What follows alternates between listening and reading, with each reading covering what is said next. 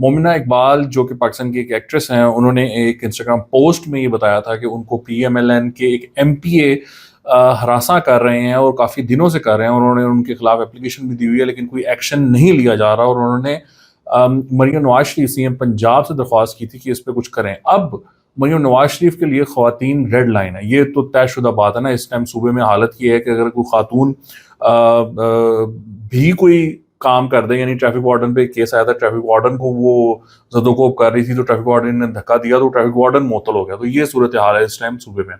तो वो मोमिना इकबाल के मामले में भी कुछ ना कुछ तो करना था। लेकिन इंटरेस्टिंग बात यह है कि वो जिन एमपीए का नाम सामने आया है वो ऑलरेडी एक आदि मुजरिम है बेसिकली।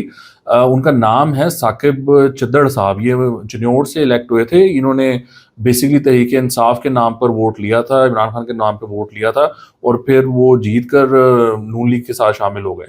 और ये बेसिकली एक जराइम पेशा फर्द हैं। इन्होंने जो इलीगल किडनी ट्रांसप्लांट होता है वो वाला कारोबार कर करके पैसा कमाया हुआ है। ये करोड़पति अरबपति हो गए वो काम करके।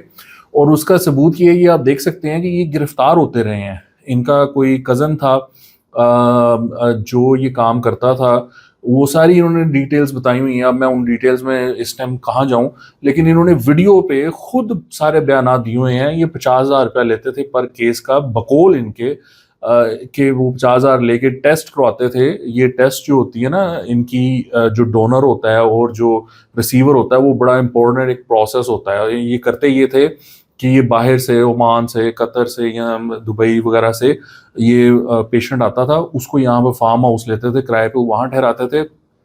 फिर ये डोनर ढूंढ के लाते थे गरीब आदमी, उसको दे देते होंगे 8-10 लाख रुपया, और फिर उस डोनर को भी वहाँ रखते थे फार्म हाउस पे।